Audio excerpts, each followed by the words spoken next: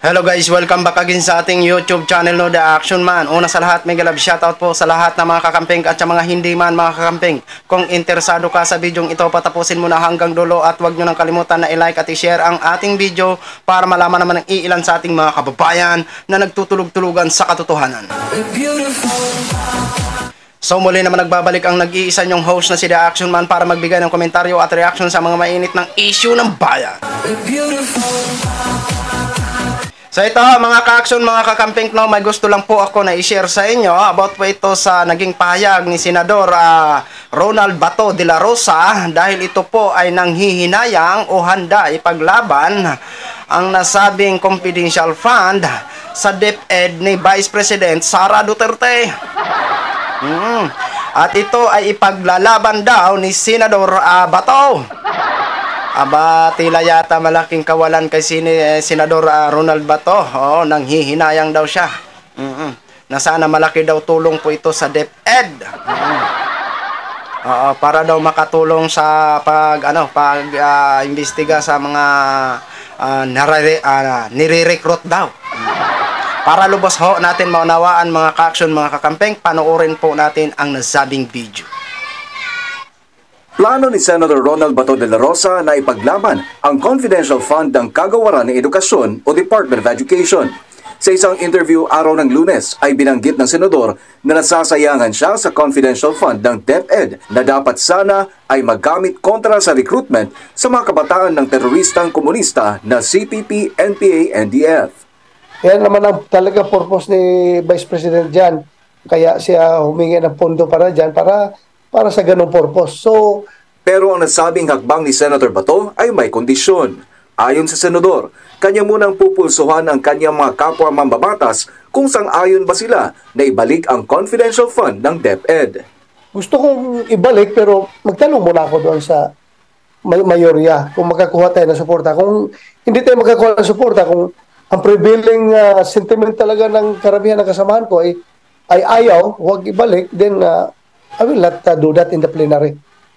Iginit ni Senator Bato na bagamat maaring ibuhos sa Armed Forces of the Philippines o Philippine National Police ang nasabing pondo, ay mas maganda kung may sariling confidential fund ang DepEd. Paliwanag niya na mas matututukan ng ahensya ang problema sa ginagawang recruitment ng teroristang komunistang grupo na nangyayari mismo sa loob ng mga silid-aralan. Bawat classroom may teacher. Hindi bawat classroom mayroong police, mayroong sundalo. Bawat classroom may teacher. So sino dapat ang gamitin mo para ma-counter yung recruitment efforts ng CPP, NPA? Hindi. Yung tao mismo ng DepEd, yung mga teachers na andon. Plano rin ni Senator Bato na ipaglaban ang confidential fund ng Department of Foreign Affairs at Department of Communications and Information Technology. So yun na ho mga ka-action, mga kakamping, no, napakinggan na po natin ang naging pahayag ni Senador Bato de la Rosa. O tama po yung sinabi mo. Dapat magtanong-tanong ka po muna sa kapwa mo, Senador, ha? Oo. Kung sang-ayon po sila, pero palagay ko mahihirapan ka po magkumbinsi para hikayatin sila na ibalik ang confidential fund sa DepEd. Lalong-lalo na po sa Congress. Naku po! Pilay na ang pakpak. Oo. Di ba? Oh, ito ho, magbasa ho tayo ng mga komento ng ating mga kababayan. Oh. Ang sabi ni Mitch, ayan, na dapat sana ma-share siya siguro. Oh, ang sabi naman ni Ate, sino ba mga bumoto dito? Sus me, kalbuhin ko kayong 31 millions. Ang sabi naman ni Bal Gonzales, si Raulo. Ang sabi naman ni Jose Maria C. Ochon, dapat ang ipaglaban mo ang bansa versus China. Wala pa kinabang yan sa OBP, lilimasin lang niya yan na parang yung 135 million in 11 days. Diba? Oh, nako, iwan ko na lang sa ulo niya. So, tama naman po itong sabi ni Jose Maria C. Ochon. Ayan, no? Tama naman po yan ang sinabi niya. Dapat ang ipaglaban nyo, Senador Ronald Bato de la Rosa, yung problema sa West Philippine Sea. Hindi yung ipaglaban yung DepEd ng confidential fund ng DepEd. Di ba? Eh, klarong-klaro naman po na tinanggal na po para wala na po koskos batikos. Kasi kung nasagot lang ho at nagpaliwanag ng maayos ito si Vice President Sara Duterte, eh hindi sana siya matanggalan ng confidential fund or intel fund. Oh, di ba? Ngayon, idadahilan nyo na makakatulong sa pagtigil sa pag-recruit ng mga kabataan. Sa mga kabataan na po yun kung gusto ho nila magpa-recruit. Oo. Di ba? Sa tingin ko sa mga public na mga eskwelahan, bihira lang po ang mga ganyan. Hindi ko po alam dito sa Metro Manila ha. Pero sa kaprobinsyahanan parang walang-wala po yan.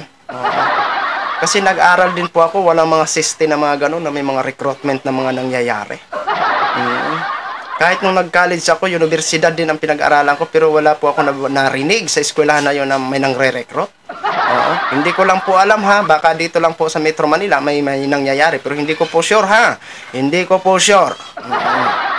Kaya Senador Ronald Bato de la Rosa, magdasal ka na lang ho na sana mahikayat mo pa ang mga ng mga kapwa mo senador na umayon sa iyo ipaglalaban. Oo, pero kung hindi, tanggapin mo na lang po ha. For sure, hindi na po yan maibabalik. Oo, lalong-lalo na sa Congress po yan ha. Sa Congress po yan pinag-aaralan. Alam ho natin na ang Congress is suportado na ang mga ang Romualdez, di ba?